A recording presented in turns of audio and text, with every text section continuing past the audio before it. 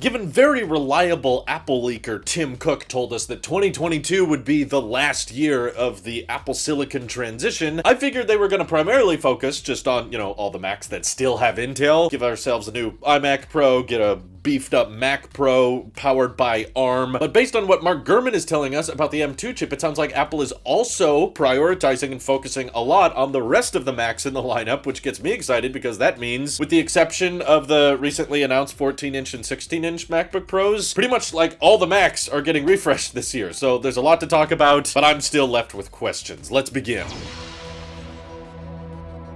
So definitely one weird report that we got a couple days ago, and it's from somewhat of a spotty source. So Digitimes has gotten some things right, some things wrong, but particularly with timelines, I think they're a little bit less reliable. They're claiming that Apple is planning on announcing the M2 entry-level MacBook Pro at the spring event in early March, which is interesting. They're saying that Apple has been running their factories, later than usual just so that they can ship this MacBook Pro early, but I personally think the spring event is too soon to launch the M2 chip. I just don't think it's ready yet, and it doesn't align with what everyone else has been reporting on, so because of their spotty track record, I'm gonna say they're probably wrong on that one. Don't expect the new MacBook Pro on March 8th, but later in this year, probably, Gurman is saying to anticipate an updated version of the 13-inch MacBook Pro, and unfortunately, yes, he is saying it will not have a touch bar. That definitely bums me out because that would be the official death of the touch bar. Currently, you can still buy a brand new MacBook Pro that has one, and I loved it. I still miss it on my current MacBook Pro, but I understand most people did not. I probably have a lot more Apple sheep out there that are big fans of the touch bar watching, so yeah, its time is limited. I knew this was coming, but it's still a sad day. But simultaneously, he's also saying this entry-level MacBook Pro is going to retain the 13-inch form factor, so it's not just going to be like a dumbed-down version of the 14-inch MacBook Pro, which is also a little disappointing. And probably the biggest blow for me, ever potentially buying this Mac for some reason, is that they said it's likely not going to support a ProMotion display, which is why at this point I'm suggesting, why even call it a MacBook Pro, really? I mean, it doesn't have 120 hertz, and it's not going to have an M1 Pro or M1 Max chip in it. It's going to be rocking the same CPU and GPU as the upcoming MacBook Air, which is supposed to be somehow even thinner and redesigned and much, much smaller than the current generation MacBook Air. Just, I guess, with a longer battery life, because it's a bit bigger. I mean, some people might prioritize that. I just think the terminology of Pro, especially in the MacBook lineup, is so strong and iconic that Apple knows it doesn't actually have to be a Pro machine. As long as they just call it a MacBook Pro, a ton of people are probably going to buy it. Because I think Apple is going for more affordability with this option, I don't think they're going to redesign the chassis much. I anticipate basically the exact same chassis of the M1 MacBook Pro. It just now has the M2 chip and they got rid of the touch bar. But hopefully that allows them to lower the overall price. Maybe somewhere closer to $1,100 instead of $1,200 would make it more digestible. But it still feels weird in the MacBook Pro lineup because you're going to go very quickly from a $1,100 or $1,200 model, and then if you want a 14-inch MacBook Pro that has legacy ports, that has 120 hertz, that has a notch, that's going to be like an $800 or $900 price jump, which feels a little weird. So I'm also simultaneously hoping they update the I/O a little bit here just for product consistency. I'm assuming they're going to bring MagSafe 3 because that's rumored to come to the new MacBook Air as well, so I don't know why the MacBook Air would get it and the Pro wouldn't. But I'm referring more to like the SD card slot or the HDMI port returning on that entry-level model, in which case I could see it being very popular just because there's a ton of people out there that want the legacy ports on a MacBook Pro, but of course don't need the power of the M1 Pro chip and they don't need 120 hertz. They just want good battery life, good ports, and the M2 chip I'm sure will still be plenty fast for its target demographic, and given it won't be a terribly expensive laptop, I could see that selling incredibly well. So as much as I think it's weird in the lineup to have another Pro MacBook that's so different from the rest, it does sound like something that would sell pretty well, and I know most of you are already commenting, they should just call this one the MacBook, but they've tried that before, and whenever they tried to revive the just regular MacBook terminology, it never does very well, and there's just a certain amount of marketing, I think, involved with the term Pro, which is just going to convince a bunch of people to upgrade. But Gurman also referenced there being a refreshed Mac Mini that's going to be sporting the M2 chip, and this is the part I found fairly interesting. There's a lot of leakers and a lot of analysts right now saying that we're going to get an M1 Pro chip in a Mac Mini later this year, but I think because of the chip shortage and because of how well the current MacBook Pros are selling, they don't want to introduce a Mac Mini with a chip that fast because they know it would start to cannibalize a lot of their higher-end Apple Silicon Mac sales, especially the refreshed iMac Pro, rumored to launch later this year with the mini LED display, and I'm sure the same Apple Silicon that we find in the 14 and 16-inch MacBook Pros, maybe even a better version. But how many people are going to buy an iMac Pro if they know that they can get a Mac Mini for $1,100 or $1,200 with the M1 Pro or M1 Max chip inside it? So I'm still leaning on the side of caution to expect one of those at all this year, and I'm predicting that yes, we are getting a new Mac Mini in 2022, but it's just going to be rocking an M2 chip, not an M1 Pro or M1 Max, and my fingers are simply crossed that that M2 chip will support more Thunderbolt controllers. That way they can retain having 4 Thunderbolt ports and HDMI and everything on the back of the Mac Mini, instead of having to compromise with the M1 chip, which has less ports on the back. Even though the chip itself is much better than the 4-port Intel Mac Mini they still have on the site, I think the only reason they're keeping that thing around is for someone who, for some specific reason, wants to buy a cheap Mac with Boot Camp, so they're just kind of selling through those inventory as quickly as they can. But once the M2 chip has better port throughput, maybe that's when they'll feel more comfortable discontinuing the Intel Mac Mini. But I hope I'm wrong, because obviously the value of putting the powerful M1 Pro or M1 Max chip in a Mac Mini would be insanely good, and I could see that easily becoming the most popular desktop Mac sold, because you would just have so much great performance, and it would probably be even cheaper than the 24-inch iMac. So as long as you've got an external monitor and stuff to go along with it, you're gonna have a powerhouse that can fit on your desk pretty easily and affordably. I need to gauge the comments on this one, because I'm curious if you guys feel like there's a point in having an M2 Mac Mini alongside an M1 Pro Mac Mini. Do we need that much diversification in the Apple lineup, or do you think just having one Mac Mini of